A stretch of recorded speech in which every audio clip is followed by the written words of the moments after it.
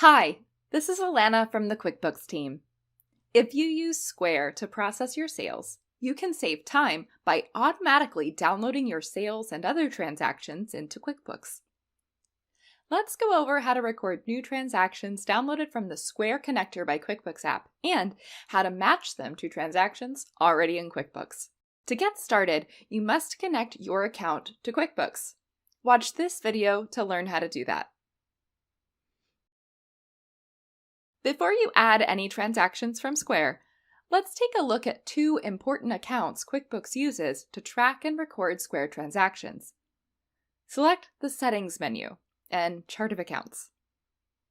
When you set up the Square app, you selected which bank account Square deposits your money into. This is usually your checking or operating bank account. However, Square doesn't deposit each sale right away. Instead, you receive a payout from Square each day or when you choose to make the transfer. That means you need an account to track where Square holds the money before they send you the final deposit that could include sales, refunds, and fees from an entire day's worth of transactions. In QuickBooks, your undeposited funds account, which could also say payments to deposit, is where Square stores your funds before you receive the deposit to your bank. So now, let's add your first sale. Select Transactions, App Transactions. Transactions listed under the For Review tab await your approval and don't appear on your reports or financial statements until you confirm them.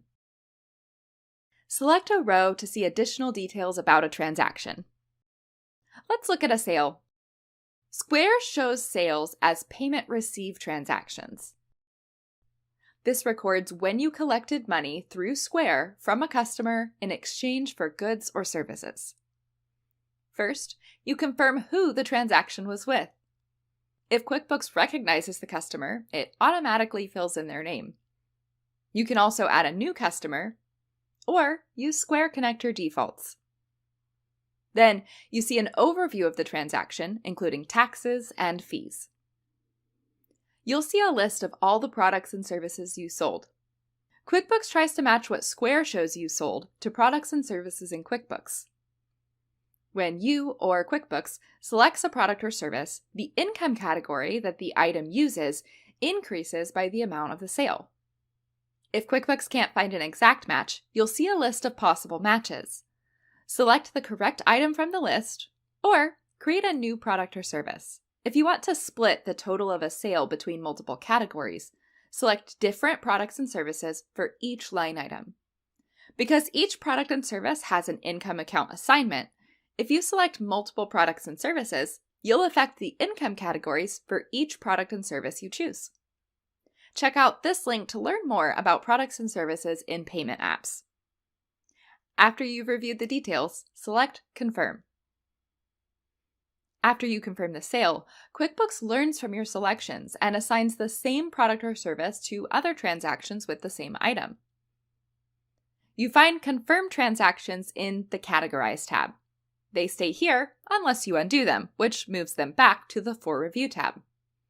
You may receive transactions from Square that are already in QuickBooks. In that case, match the transaction with one already in QuickBooks, which helps prevent duplicates. You'll see the matches QuickBooks found and a link to what QuickBooks suggests matching it to. Once everything looks right, select Confirm. Now that you've added a few sales, go back to the Chart of Accounts.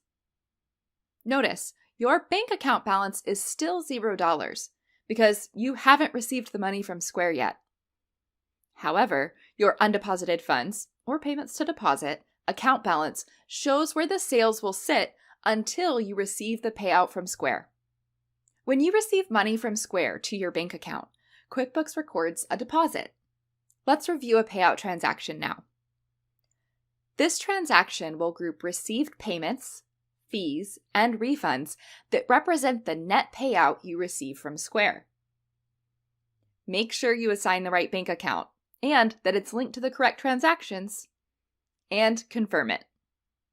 Back on the Chart of Accounts, You see that undeposited funds, or payments to deposit, is $0, and your bank balance shows the money Square deposited. If you've connected the bank account involved in the transaction, you'll also see it as a match in the Bank Transactions window to prevent duplicates. If you ever need to change how the Square Connector app works with QuickBooks, select Square Settings. You can see all the default settings that the Square Connector uses for line items, customers, or vendors. Select Store Locations. This is where you assign accounts the app uses on transactions. Select a deposit account for each location, and the cash account is where you track how much cash you have on hand for each location. You can change any of these accounts from this window. Select Save. Select Advanced. The Square Connector app automatically creates and uses items to track tips, sales tax, disputes, refunds, and other types of transactions you receive from Square. These items handle the complex accounting for you and let you run clear reports. Just like the sales items, advanced items have an assigned account to record sales tax you still owe to the government, tips you still owe to employees, disputes you're waiting on a resolution for, and more. You see the expense account Square uses to categorize the fees you pay processing sales, the item that tracks sales tax you've collected from customers you processed using Square, and more. Now, you're ready to use the Square Connector app in QuickBooks.